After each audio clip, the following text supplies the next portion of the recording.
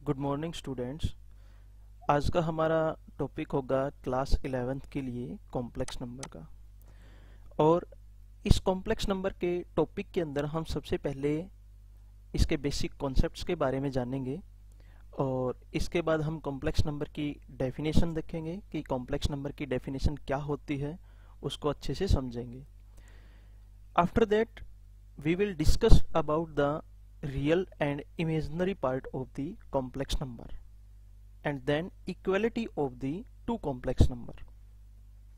हम रियल और imaginary part समझेंगे कि रियल और इमेजिनरी पार्ट क्या होते हैं कॉम्प्लेक्स नंबर के, और कोई भी दो कॉम्प्लेक्स क्वांटिटी किस केस के अंदर हमारे पास इक्वल होती है।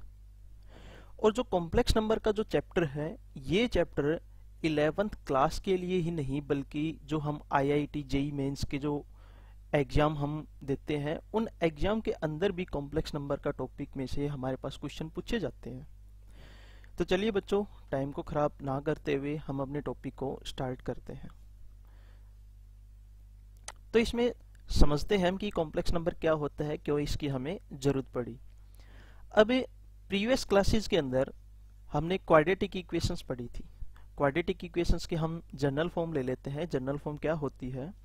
वो होती है बच्चों ax² plus bx plus c is equal to 0 in which a is not equal to 0। This is the quadratic equation in one variable. अब इस क्वाड्रेटिक इक्वेशंस के जो हमने सॉल्यूशन निकाले थे, सॉल्यूशन का मतलब है कि इसके जो हमने रूट्स जो निकाले थे वो रूट्स हमने दो मेथड से निकाले थे, जिसमें से फर्स्ट जो मेथड है वो फर्स्ट मेथड हमारे पास आता है फैक्टराइजेशन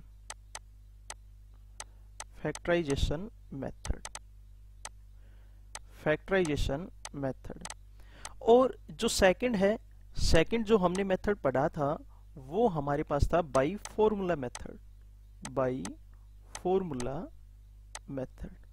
तो हम ओनली ऑन यहाँ पर फॉर्मूला मेथड की बात करेंगे, फैक्टराइजेशन मेथड के बारे में हम यहाँ पर नहीं समझेंगे। ये हमने 10th क्लास में वैसे फैक्टराइजेशन मेथड और फॉर्मूला मेथड हमने दोनों ही बिल्कुल अच्छे तरीके से समझे थे। अब हम ओनली ऑन इस फॉर्मूले के बारे में बात करते हैं। अब जब हमने क्वाड्रेटिक इक्वेशंस के यानी कि ax² प्लस bx प्लस में c, इस इक्वेशन के जो हमने रूट निकाले थे वो हमने फॉर्मूला मेथड यूज करके भी हमने इसके रूट फाइंड आउट किए थे। और फॉर्मूला मेथड हमारे पास क्या होता है? माइनस का b plus minus square root of b² minus 4ac divided by 2a।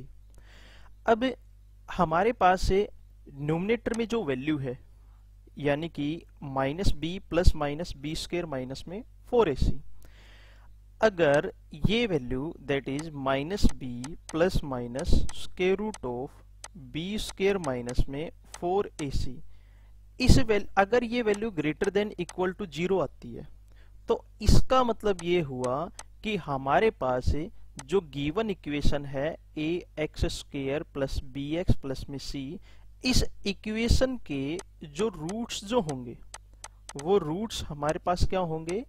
Real होंगे। पॉजिटिव भी हो सकते हैं, नेगेटिव भी हो सकते हैं। लेकिन अगर मेरे पास से ये जो वैल्यू है that is minus b plus minus square root of b² minus में 4ac, अगर ये वैल्यू मेरे पास लेस देन 0 आ जाती है तो उस केस के अंदर इस इक्वेशन के जो रूट होते हैं यानी कि ax² प्लस में bx प्लस में c इज इक्वल टू 0, इस इक्वेशन के जो हमारे पास रूट्स जो होंगे वो रूट्स हमारे पास क्या होंगे? नॉट अ रियल, यानी कि इस इक्वेशन के जो रूट आएंगे वो हमारे पास रियल नहीं होंगे। अब मैंने आपको इस कॉन्सेप्ट को और क्लैरिफाई करने के लिए मैंने एक एग्जाम्पल ले लिया। हम एक एग्जाम्पल लेते हैं। एग्जाम्पल मैंने ये लिया कि हमने सपोज की कोई भी एक क्वाड्रेटिक इक्वेशन ली, से हमने ले ली x² plus 1 is equal to 0। जब हम इस 1 को राइट हैंड साइड लेके आएंगे तो ये हमारे पास 1 हो जाएगा negative, that means x square is equal to -1। अब यहां पर मेरे पास से कोई भी ऐसा रियल नंबर नहीं है कि उसका हम स्क्वायर करें और हमारे पास वो रिजल्ट इज इक्वल टू -1 आए। हमारे पास कोई भी रियल नंबर नहीं है। तो जो हमारे पास डिस्क्रिमिनेंट की जो वैल्यू है, यानी कि माइनस का b plus minus square root of a b square minus में 4ac, इसमें जो डिस्क्रिमिनेंट की जो वैल्यू है यानी कि b स्क्वायर माइनस में 4ac है, अगर इसकी वैल्यू हमारे पास लेस देन 0 आ जाती है तो उस केस के अंदर हमारे पास रूट तो रियल होंगे नहीं। तब हमारे पास रियल नंबर को हमने एक्सटेंड किया new kind of A number, और वो नंबर हमने किससे रिकॉल किया? कॉम्प्लेक्स नंबर से। कॉम्प्लेक्स नंबर से।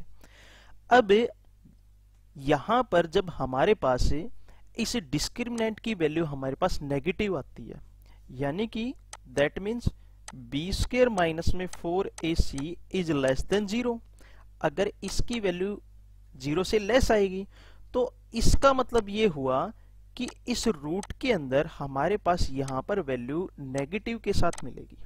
-1 हो सकती है, -2 हो सकती है, -3 हो सकती है, -5 हो सकती है, -7 हो सकती है, अप टू शोन तक, यानी कि कोई भी हमारे पास नंबर हो सकता है विद नेगेटिव साइन। तब इस टाइप की प्रॉब्लम को सोल्व करने के लिए हमने real number of A system को एक एक्सटेंड करना पड़ा new kind of A number, और वो नंबर हमारे पास क्या था? Complex number. और जब यहां पर हमारे पास स्क्वायर रूट के अंदर विद नेगेटिव साइन कोई नंबर आता है तो उसको हमने डिनोट किया आयोटा से, यानी कि -1 square root is equal to iota. अगर हमारे पास नंबर कुछ इस टाइप से हो, स्क्वायर रूट ऑफ ए -2, तो हम इसको लिख सकते हैं square root of A -1 into में स्क्वायर रूट ऑफ ए 2। तो हमारे पास रिजल्ट क्या बचेगा? √2 इंटू में आयोटा। ये रिजल्ट किस टाइप से सोल्व हुआ? मैंने यहां पर एक जनरल कॉन्सेप्ट लगाया, if a b whole raise to power m is equal to a raise to power m into में b raise to power m। तो उसी टाइप से यहां पर मेरे पास स्क्वायर रूट का मतलब होता है इसकी पावर 1/2। तो मेरे पास दो नंबर हैं, एक नंबर मैंने -1 लिया और एक नंबर मैंने लिया 2। अब इन दोनों के ऊपर हमारे पास पावर कितनी है? 1/2 है। तो इसकी पावर को मैंने अलग अलग कर दिया इस कॉन्सेप्ट की हेल्प से, that is -1 whole raise to power 1/2 into 2 raise to power 1/2। अब 1/2 का मतलब होता है स्क्वायर रूट, तो यहां पर रिजल्ट बचेगा हमारे पास square root of A -1 into में स्क्वायर रूट ऑफ ए 2, और स्क्वायर रूट ऑफ ए -1 हमने डिनोट किया था अभी अभी किससे? आयोटा से। तो ये जो नंबर है ये नंबर हमारे पास आ जाएगा √2 इंटू में आयोटा। तो ये तो था बच्चों हमारे पास कुछ बेसिक कॉन्सेप्ट इसके बारे में। अब हम इसकी definition power of A iota देखते हैं। पहले पावर ऑफ ए आयोटा क्या होती है। तो अभी अभी बच्चों हमने एक रिजल्ट पढ़ा था, वो रिजल्ट हमारे पास ये था square root of A -1 is equal to iota. अब मैंने यहां पर एक रिजल्ट लगाया, फर्स्टली मैंने यहां पर कॉन्सेप्ट लगाया taking square on both side. मैंने दोनों तरफ स्क्वायर किया, that means square root of A -1 whole raise to power 2 is equal to iota square. अब स्क्वायर से रूट हमारे पास हो जाएगा कैंसिल आउट, तो यहां पर आयोटा स्क्वायर की वैल्यू कितनी बचेगी? वो आएगी हमारे पास -1।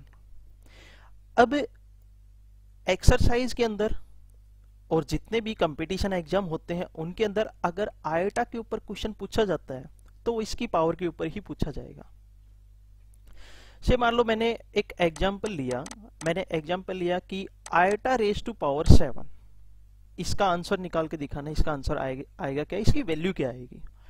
तो आयोटा रेज टू पावर 7 को मैं लिख सकता हूं iota raise to power 4 into में आयोटा रेज टू पावर 3।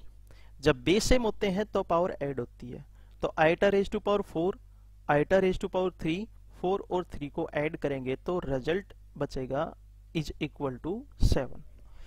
अब इस आइटा रेज टू पावर 4 को हम लिख सकते हैं iota raise to power 2 into में आइटा रेज टू पावर 2, और इंटू में आइटा रेज टू पावर 3 को हम लिख सकते हैं आइटा रेज टू पावर 2 और इंटू में आइटा।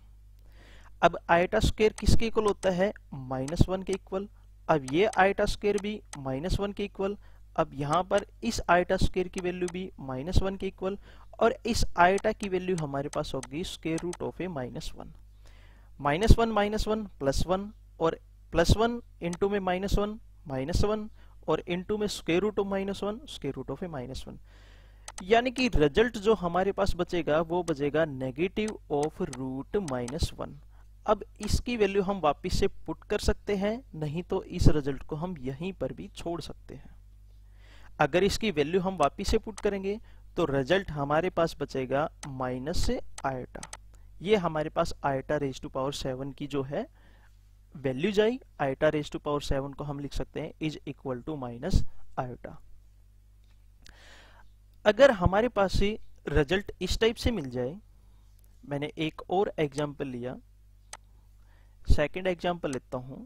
सेकंड एग्जांपल मैंने लिया if iota raise to power -17, तो इसको हम किस टाइप से सोल्व करेंगे? पहले हम आइटा की जो पावर है इस पावर को हम पॉजिटिव बनाएंगे, वो किस टाइप से? डिवाइड में लिख के। हमने इसको लिखा 1 over iota raise to power 17, तो ये हमारे पास वैल्यू अब इसकी हो जाएगी पॉजिटिव। अब यहां पर या तो आप आइटा रेज टू पावर 17 के एडिशन की फॉर्म में लिख के हम इसको सोल्व कर सकते हैं, या इसको मल्टीप्लाई और डिवाइड करके भी हम इसको सोल्व कर सकते हैं। तो मैंने इसको मल्टीप्लाई और डिवाइड करके सोल्व किया। मैं बताऊंगा वो कॉन्सेप्ट मैंने किस लिए यूज किया। मैंने इसको आइटा रेज टू पावर 3 से मल्टीप्लाई और आइटा रेज टू पावर 3 से मैंने इसको करवा दिया डिवाइड।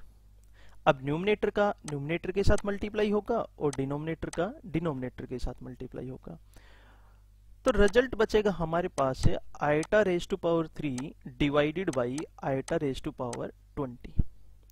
अब इस आइटा रेज टू पावर 3 को लिख सकता हूं मैं आइटा रेज टू पावर 2 और इंटू में आइटा, और divided by iota raise to power 20 को हम लिख सकते हैं आइटा रेज टू पावर 4 और होल रेज टू पावर 5। अब प्रीवियस एग्जाम्पल के अंदर हमने एक रिजल्ट पढ़ा था, वो था हमारे पास iota raise to power 2 is equal to -1। अगर यहां पर मैं आइटा रेज टू पावर 2 दोनों तरफ स्क्वायर करता हूं तो iota raise to power 2 whole raise to power 2 is equal to -1 whole raise to power 2। अब 2 की 2 के साथ मल्टीप्लाई करवाएंगे तो रिजल्ट बचेगा is equal to 4 iota raise to power 4 और is equal to -1 raise to power 2 करेंगे तो हमारे पास रिजल्ट बचेगा is equal to 1। It means iota raise to power 4 किसके इक्वल आई? 1 के इक्वल। तो इसका मतलब ये हुआ कि यहाँ पर आइटा रेज टू पावर 4 की वैल्यू मैं पुट करूंगा तो वो होगी 1, और 1 की कितनी भी पावर हो वो रिजल्ट हमारे पास क्या होता है? इज इक्वल टू 1 ही होता है। तो डिनोमिनेटर में जो रिजल्ट है वो रिजल्ट अपनी वैल्यू देगा इज इक्वल टू 1, और न्यूमरेटर में जो वैल्यू आएगी आइटा स्क्वायर की वैल्यू हमारे पास होती है -1, यानी कि हमारे पास बचेगा माइनस का आइटा। तो इसका मतलब हमारे पास है आइटा रेज टू पावर -17 को हम लिख सकते हैं माइनस से आइटा। तो मैंने इसको आइटा रेज टू पावर 3 और आइटा रेज टू पावर 3 से मल्टीप्लाई और डिवाइड मैंने इसलिए करवाया ताकि डिनोमिनेटर में मेरे पास आइटा रेज टू पावर 4 की मेरे पास एक रिजल्ट बचे, और उस रिजल्ट की कितनी भी पावर हो, क्योंकि आइटा रेज टू पावर 4 हमारे पास होता है इज इक्वल टू 1, और उसकी हम कितने भी पावर करेंगे तो एवरी केस के अंदर रिजल्ट हमारे पास इज इक्वल टू 1 ही मिलेगा। तो ये बच्चों आइटा रेज टू पावर के ऊपर कुछ क्वेश्चंस थे। इन क्वेश्चनों को आपने करके देखना है, अगर कोई प्रॉब्लम हो तो आप पूछ सकते हो। इसके बाद बच्चों कॉम्प्लेक्स नंबर की डेफिनेशन आती है। इसकी डेफिनेशन क्या है? सबसे पहले मैं इसकी डेफिनेशन लिख देता हूं कि होती क्या है। a number of the form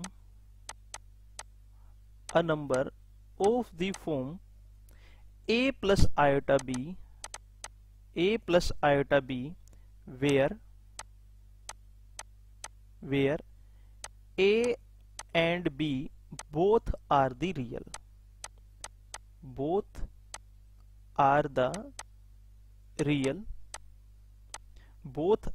real and iota is equal to square root of -1 is called a complex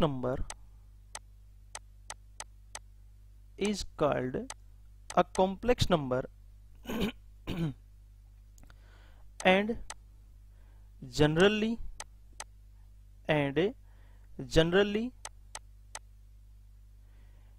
it's denoted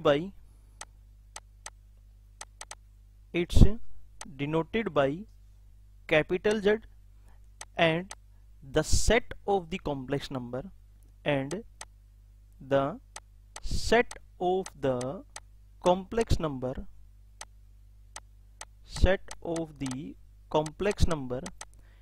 is denoted by capital C। बच्चों आप इसको कैपिटल Z से भी डिनोट कर सकते हो या कोई भी इंग्लिश का alphabet show let capital A आप ले सकते हो, कैपिटल B आप ले सकते हो, कैपिटल W आप ले सकते हो। लेकिन मैथमेटिक्स के अंदर इस नोटेशंस को ये जो नोटेशन है कॉम्प्लेक्स नंबर की, इस नोटेशन को फिक्स कर दिया गया। यानी कि जहां पर भी कॉम्प्लेक्स नंबर का कॉन्सेप्ट आएगा वहां पर कॉम्प्लेक्स नंबर को हम जेड से डिनोट करेंगे और कॉम्प्लेक्स नंबर का जो सेट बनेगा उस सेट को हम कैपिटल सी से डिनोट करेंगे। अदरवाइज ये कंपलसरी नहीं है, हम इसको किसी भी लेटर से डिनोट कर सकते हैं, लेकिन मैथमेटिक्स के अंदर ये जो लेटर हैं ये लेटर फिक्स कर दिए। जैसे हम रियल नंबर को कैपिटल आर से डिनोट करते हैं, नेचुरल नंबर को हम कैपिटल एन से डिनोट करते हैं, कोशेंट नंबर को हम कैपिटल क्यू से डिनोट करते हैं। उसी टाइप से इनकी नोटेशन भी मैथमेटिक्स के अंदर फिक्स कर दी गई है। अब तो यहां पर हमने कॉम्प्लेक्स नंबर को लिखा z is equal to a plus iota b। अब इसके अंदर a और b कोई भी दो रियल नंबर है और एक नंबर जो इस फॉर्म में रिप्रेजेंट किया जाता हो, a प्लस आयोटा b की फॉर्म में रिप्रेजेंट किया जाता हो, और इसमें a और b दोनों रियल नंबर है, लेकिन आयोटा की वैल्यू हमारे पास क्या है, square root of a minus का 1। तो वो नंबर हमारे पास क्या होगा, कॉम्प्लेक्स नंबर होगा। तो ये बच्चों हमारे पास इसकी डेफिनेशन थी कि कॉम्प्लेक्स नंबर क्या होता है, उसको हम डिनोट किस टाइप से करते हैं, उसके सेट की जो नोटेशन है वो हमारे पास क्या होती है। तो ये कॉम्प्लेक्स नंबर है z is equal to a plus iota b। अब इसके बाद बच्चों इसके रियल और इमेजिनरी पार्ट के बारे में हम डिस्कस करेंगे कि कॉम्प्लेक्स नंबर का रियल और इमेजिनरी पार्ट हमारे पास क्या होता है और इसका प्योरली रियल और प्योरली इमेजिनरी पार्ट इसका क्या होता है। तो फर्स्ट केस के अंदर हम डिस्कस करेंगे real and imaginary part of the complex number. तो से हमने कोई एग्जांपल लिया z is equal to a plus iota b। अब इसके अंदर जिस वैल्यूज के साथ आयोटा मल्टीप्लाई है, यानी कि यहां पर हमारे पास एक वैल्यू b है और उस b के साथ आयोटा मल्टीप्लाई है, तो ये जो पार्ट होगा ये पार्ट हमारे पास कॉम्प्लेक्स नंबर का होगा इमेजिनरी पार्ट। इसको हम बोलते हैं imaginary part of the complex number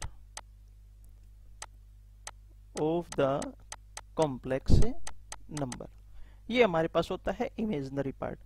और जिस वैल्यू के साथ आयोटा मल्टीप्लाई नहीं है, तो इसका मतलब एक रिजल्ट a है, यही ऐसा रिजल्ट है जिसके साथ आयोटा मल्टीप्लाई नहीं है। तो ये पार्ट हमारे पास होगा real part of the complex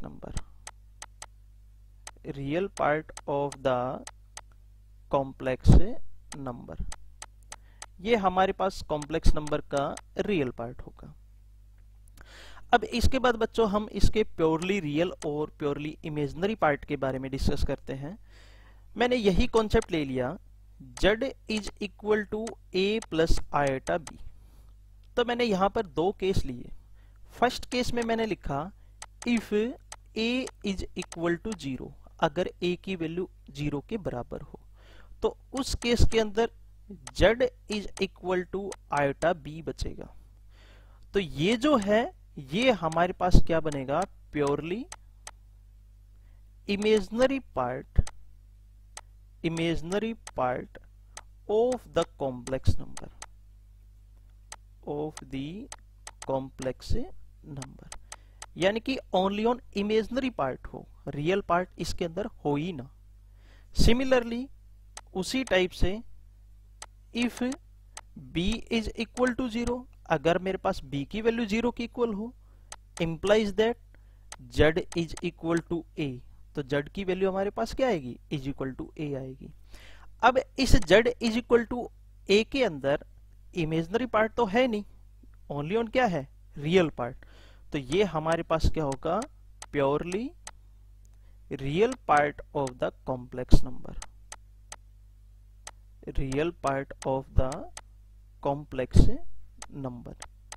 ये हमारे पास है कॉम्प्लेक्स नंबर का क्या होगा, रियल पार्ट। तो ये कॉन्सेप्ट था हमारे पास बच्चों रियल और इमेजिनरी पार्ट के ऊपर। अब इसके बाद हमारे पास आता है equality of two complex number. ऐसी कौन सी कंडीशन होंगी जिस कंडीशन में हमारे पास कोई भी दो कॉम्प्लेक्स नंबर इक्वल होंगे। तो सबसे पहले हमने यहां पर दो कॉम्प्लेक्स नंबर सपोज कर लिए। से फर्स्ट हमने लिया z1 is equal to a1 plus iota b1, और सेकेंड कॉम्प्लेक्स हमने लिया z2 is equal to a2 plus में iota b2। z1 is equal to z2 हमारे पास कब होगा, जब फर्स्ट जो कॉम्प्लेक्स नंबर है, इसको मैंने रिजल्ट में लिख दिया रिजल्ट के तौर पे कि real part of z1 is equal to real part of a z2 and imaginary part of a z1 is equal to imaginary part of a z2। इसका मतलब क्या हुआ कि पहला जो कॉम्प्लेक्स नंबर है फर्स्ट, इस फर्स्ट कॉम्प्लेक्स नंबर का रियल पार्ट a1 और इस सेकंड कॉम्प्लेक्स नंबर का रियल पार्ट a2 हमारे पास क्या हो, इक्वल हो।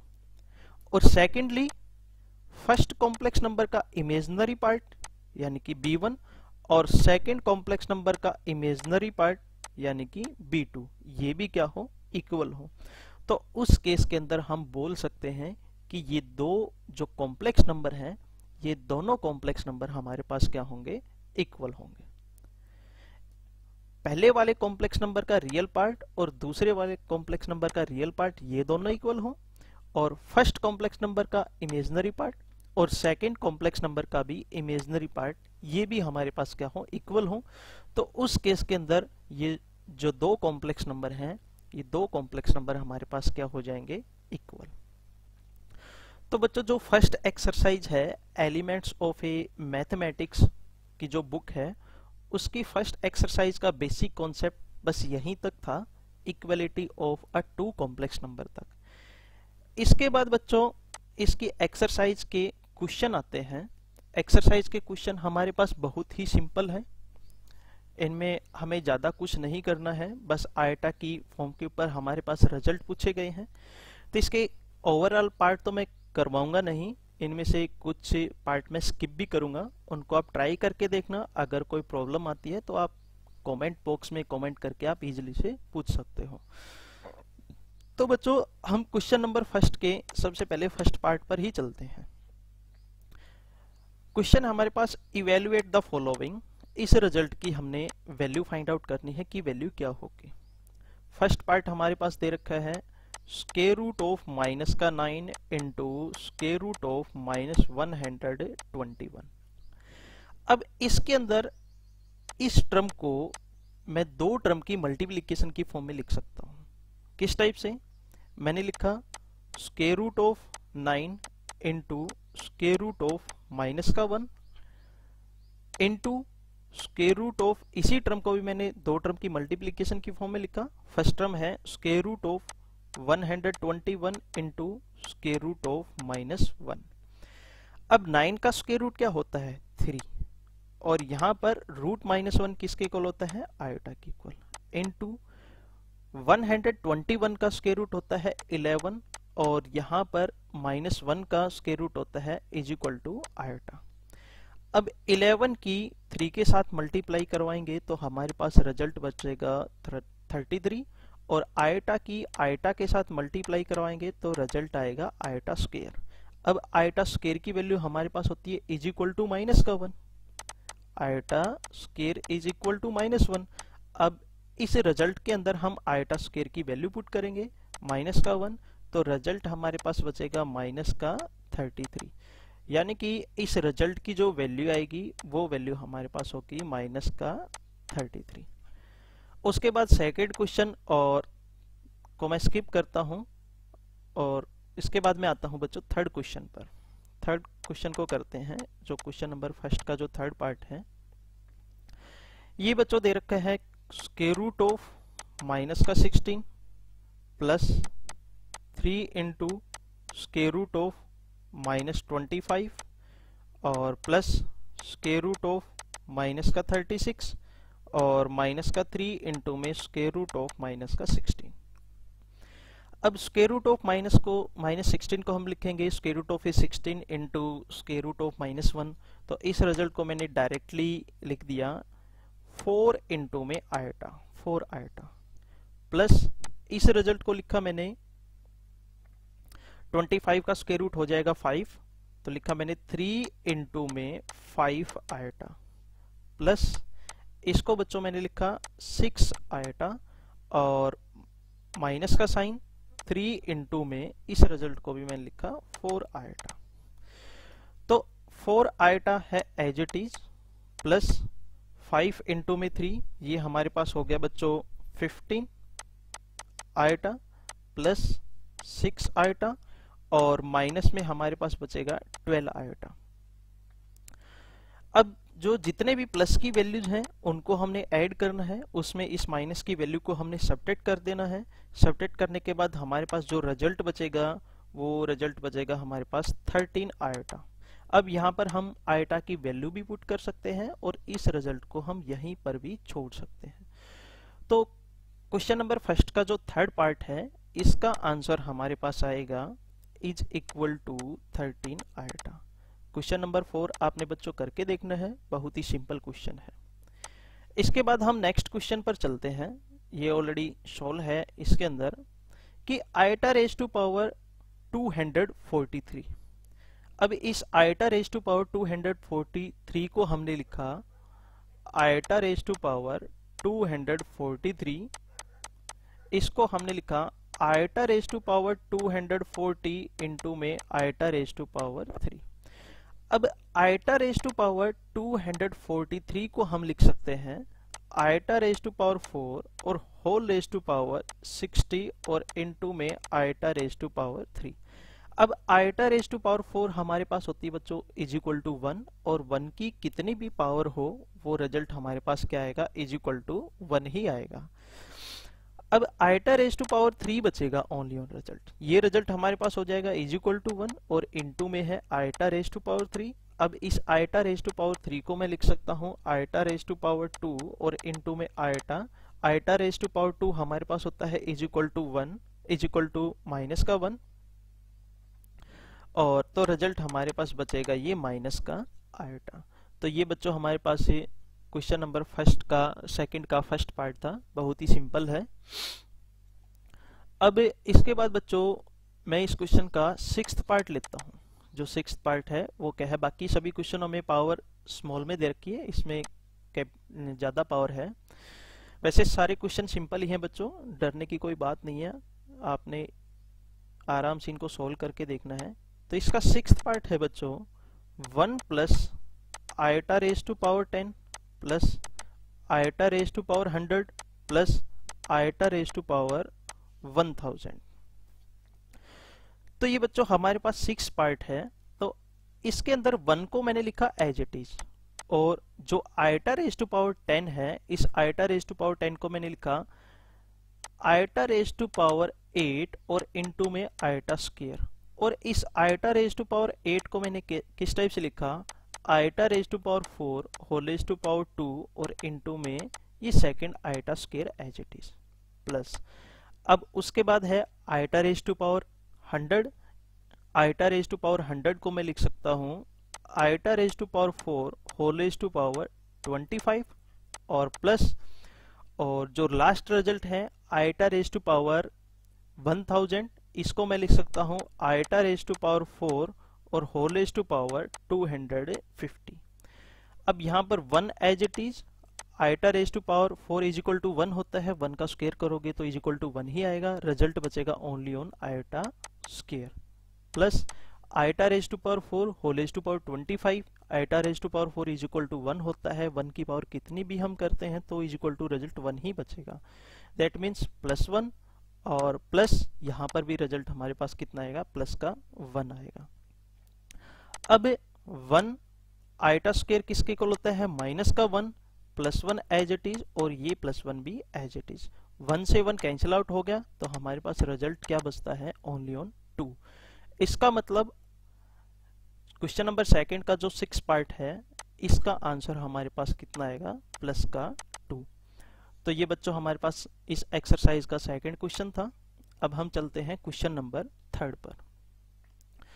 तो क्वेश्चन नंबर थर्ड के अंदर मैं बच्चों इसका फर्स्ट पार्ट ही लेता हूँ, चलो सेकंड पार्ट कर लेते हैं, फर्स्ट पार्ट आप ट्राई करके देखना, मैं सेकंड पार्ट लेता हूँ। इसका सेकंड पार्ट दे रखा है iota raise to power 592 plus iota raise to power 590 plus iota raise to power 588 plus iota raise to power 586 plus iota raise to power 584 whole divided by iota raise to power 582 plus iota raise to power 580 plus iota raise to power 578 plus iota raise to power 576 plus iota raise to power 574। तो इसके अंदर बच्चों जो iota raise to power 592 है इसको मैंने लिखा iota raise to power 4 और होल रेज टू पावर 148, और जो आइटा रेज टू पावर 590 है इसको मैंने लिखा आइटा रेज टू पावर 4 और होल रेज टू पावर 147, और इनटू में मैंने लिखा आइटा स्क्वायर, और प्लस नेक्स्ट रिजल्ट को मैंने लिखा iota raise to power 4 whole raise to power 147 plus इससे नेक्स्ट रिजल्ट को मैंने लिखा आइटा रेज टू पावर 4 और होल रेज टू पावर ये बनेगी बच्चों 146, और इनटू में आइटा स्क्वायर, और लास्ट रिजल्ट को मैंने लिखा iota raise to power 4 whole raise to power 146। ये तो है बच्चों न्यूमिनेटर का रिजल्ट, और डिनोमिनेटर के रिजल्ट को भी हमने इसी टाइप से सोल्व करना है कि अगर किसी आइटा की पावर 4 का मल्टीप्लायर बनती है तो उसको 4 का मल्टीप्लायर बनाना है, नहीं तो उसको किन्हीं भी दो नंबर के एडिशन की फॉर्म में ब्रेक करके फिर उसको आइटा की पावर यानी कि 4 का मल्टीप्लिकेशन की फॉर्म में उसको बनाना है। तो डिवाइड में है iota raise to power 4 whole raise to power 145, और इनटू में आइटा स्क्वायर की वैल्यू जो है वो मैंने डायरेक्ट लिख दी, यहाँ पर आइटा स्क्वायर ही लिख देते हैं बच्चों, आइटा स्क्वायर प्लस इसे नेक्स्ट रिजल्ट बनेगा iota raise to power 4 whole raise to power 145 plus next result है iota raise to power 4 whole raise to power 144 into में आइटा स्क्वायर प्लस इससे नेक्स्ट रिजल्ट में भी iota raise to power 4 whole raise to power 144, बस यही result बनेगा, plus और जो लास्ट रिजल्ट है इसको मैं लिख सकता हूँ iota raise to power 4 whole raise to power 143 और इनटू में आइटा स्क्वायर। अब ये जो वैल्यू है iota raise to power 4 whole raise to power 148 और ये जो रिजल्ट है और यहाँ पर ये रिजल्ट है और यहाँ पर ये रिजल्ट है, ये रिजल्ट तो बचेंगे हमारे पास इज इक्वल टू 1, और डिनोमिनेटर में भी इस रिजल्ट की वैल्यू और इस रिजल्ट की वैल्यू और हमारे पास इस रिजल्ट की वैल्यू और इस रिजल्ट की वैल्यू और लास्ट में इस रिजल्ट की वैल्यू, ये रिजल्ट भी हमारे पास बनेंगे इज इक्वल टू 1। तो मैं डायरेक्ट लिख देता हूं, हमारे पास रिजल्ट क्या बचेगा, 1 minus 1 plus 1 minus 1 plus 1 divided by minus 1 plus 1 minus 1 plus 1 और माइनस 1। माइनस 1 से प्लस 1 कैंसिल आउट, माइनस 1 से प्लस 1 कैंसिल आउट, और डिनोमिनेटर में माइनस 1 प्लस 1 माइनस 1 प्लस 1। तो रिजल्ट हमारे पास क्या बचेगा बच्चों, माइनस का 1। यानी कि इस रिजल्ट का जो आंसर आएगा वो आंसर हमारे पास होगा -1 के इक्वल। क्वेश्चन नंबर फर्स्ट बच्चों आपने करके देखना है, पहले इसको सोल्व करना है। सोल्व करने के बाद यहाँ पर फॉर्मूला आप अप्लाई कर सकते हो a प्लस में b whole raise to power 2 का, नहीं तो यहाँ पर आपने इस रिजल्ट को एलसीएम लेके इस मेथड से सोल्व कर सकते हो। फिर न्यूमरेटर की पावर अलग, डिनोमिनेटर की पावर अलग करके आप इसको सोल्व कर सकते हो। तो ये बच्चों हमारे पास क्वेश्चन नंबर 3 था। इसके बाद हम चलते हैं क्वेश्चन नंबर 4 के ऊपर। इसमें मैं बस एक ही पार्ट करूंगा क्योंकि टाइम बहुत ज़्यादा हो जाएगा, वीडियो क्लिप बहुत ज़्यादा टाइम का हो जाएगा, तो टाइम को भी हमने ध्यान में रखना है। मैंने इस क्वेश्चन का 3rd पार्ट ले लिया, क्वेश्चन नंबर 4 का 3rd पार्ट। बाकी पार्ट भी बच्चों इसी टाइप से हैं, बस आपने ये ध्यान रखना है यहाँ पर equality of A 2 complex number का रिजल्ट लगेगा। और कोई भी 2 कॉम्प्लेक्स नंबर इक्वल हमारे पास तब होते हैं जब फर्स्ट कॉम्प्लेक्स नंबर का रियल पार्ट और सेकंड कॉम्प्लेक्स नंबर का रियल पार्ट इक्वल हो, और फर्स्ट कॉम्प्लेक्स नंबर का इमेजिनरी पार्ट और सेकंड कॉम्प्लेक्स नंबर का इमेजिनरी पार्ट हमारे पास क्या हो, इक्वल हो। तो क्वेश्चन नंबर 4 का 3rd पार्ट है 3 divided by √5 into x minus का 5 plus iota into 2√5y is equal to √2। अब बच्चों ये जो कॉम्प्लेक्स नंबर है इसके अंदर ये तो है हमारे पास इमेजिनरी पार्ट और ये है हमारे पास real part. Second complex number के अंदर √2 तो है हमारे पास रियल पार्ट और 0 इंटू में आयोटा ये है हमारे पास इमेजिनरी पार्ट। तो कोई भी 2 कॉम्प्लेक्स नंबर इक्वल कब होते हैं, जब रियल पार्ट के इक्वल हो और इमेजिनरी पार्ट हमारे पास इमेजिनरी पार्ट के इक्वल हो। तो इसके अंदर बच्चों मैंने लिखा रियल पार्ट के equal, that means 3 divided by √5 into में x और -5 इज इक्वल टू √2।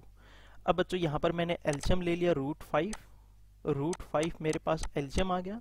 यहाँ पर बचेगा मेरे पास 3x और यहाँ पर रिजल्ट बचेगा बच्चों 5 इंटू में √5 इज इक्वल टू √2।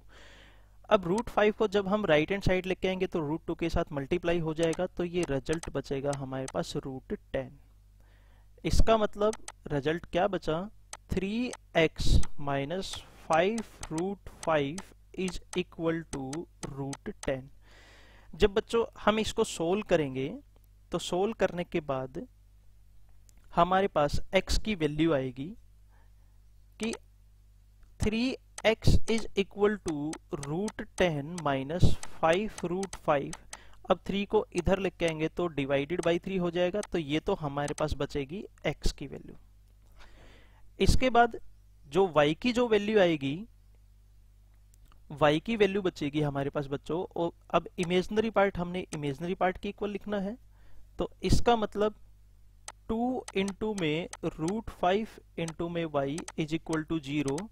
तो y की वैल्यू 0 डिवाइडेड बाई समथिंग कुछ भी हो, रिजल्ट हमारे पास क्या बचता है, इज इक्वल टू 0। तो इमेजिनरी पार्ट की वैल्यू यानी कि y की वैल्यू हमारे पास क्या आ जाएगी, 0, और x की वैल्यू हमारे पास से ये बचेगी। तो हमने इसमें x और y की वैल्यू ही फाइंड आउट करनी थी। उसी टाइप से क्वेश्चन नंबर 4 में भी x की वैल्यू और y की वैल्यू निकालनी है, रियल पार्ट के इक्वल और इमेजिनरी पार्ट के इक्वल। उसी टाइप से ये जो 2 फर्स्ट पार्ट हैं, इन फर्स्ट पार्ट में भी हमने इसी टाइप से इसको सोल्व करना है। इसके बाद बच्चों लास्ट क्वेश्चन आता है, क्वेश्चन नंबर 5 है, find the real values of x and y if 1 plus iota into y square plus 6 plus iota is equal to 2 plus iota into x. ये हमारे पास लास्ट क्वेश्चन है। तो इस क्वेश्चन को बच्चों देखो हम किस टाइप से सोल्व करेंगे। तो इसमें सबसे पहले हमने रियल पार्ट और इमेजिनरी पार्ट को हमने अलग अलग करना है। तो वाई स्क्वायर को सबसे पहले हमने इस टर्म से मल्टीप्लाई करवाया, तो रिजल्ट बचेगा वाई स्क्वायर प्लस में iota y square plus 6 plus iota, ये रिजल्ट एज इट इज, और is equal to 2x plus में आयोटा x। अब इस रिजल्ट को हमने और स्टैंडर्ड फॉर्म में लिखा कि y square plus 6 as it is, और इनमें से हमने आयोटा कॉमन ले लिया, प्लस का आयोटा इनटू में वाई स्क्वायर प्लस का 1 और is equal to 2x plus में आयोटा x। अब ये दो कॉम्प्लेक्स नंबर हैं। ये कब होते हैं? जब रियल पार्ट के इक्वल हो और इमेजिनरी पार्ट के इक्वल हो। तो it means y square plus 6 is equal to 2x and y square plus 1 is equal to x। तो y square plus 1 is equal to x बचेगा और y square plus 6 is equal to 2x बचेगा। अब इस result को मैंने लिखा, यहां पर मैंने x की वैल्यू पुट कर दी। x की वैल्यू मेरे पास क्या है? Y square plus 1। तो मेरे पास रिजल्ट बचा बच्चों वाई स्क्वायर प्लस का 6 इज इक्वल टू 2 इंटू में वाई स्क्वायर प्लस से 1, ये हमारे पास रिजल्ट बचेगा। जब हम इसको सोल्व करेंगे तो वाई स्क्वायर की वैल्यू आएगी इज इक्वल टू 4। यहाँ पर y की वैल्यू मेरे पास बचेगी प्लस माइनस में 2। अब यहाँ पर आपने y की वैल्यू पुट कर देनी है। y की वैल्यू पुट करने के बाद भी हमारे पास x की वैल्यू के दो रिजल्ट्स आएंगे, उनमें से वो दोनों के दोनों रिजल्ट्स हमारे पास पॉजिटिव ही मिलेंगे, यानी कि x की वैल्यू मेरे पास बचेगी ओनली ऑन 5। तो x की वैल्यू 5 है। जब y की वैल्यू प्लस का 2 रखी तो x की वैल्यू 5 आई। वहन y की वैल्यू हमने माइनस का 2 रखी, तब भी x की वैल्यू हमारे पास कितनी आई? 5 आई। तो ये बच्चों एक्सरसाइज फर्स्ट थी हमारे पास। इस एक्सरसाइज फर्स्ट के अंदर हमारे पास इतने ही क्वेश्चन हैं। इसके बाद अगर आपको इनके बेसिक कॉन्सेप्ट्स में जितने हमने किए हैं आज और इस एक्सरसाइज के क्वेश्चन में आपको कोई प्रॉब्लम हो तो आप कमेंट बॉक्स में इजीली से कमेंट करके आप पूछ सकते हो। आज के लिए बच्चों बस इतना ही। Thank you, have a nice day.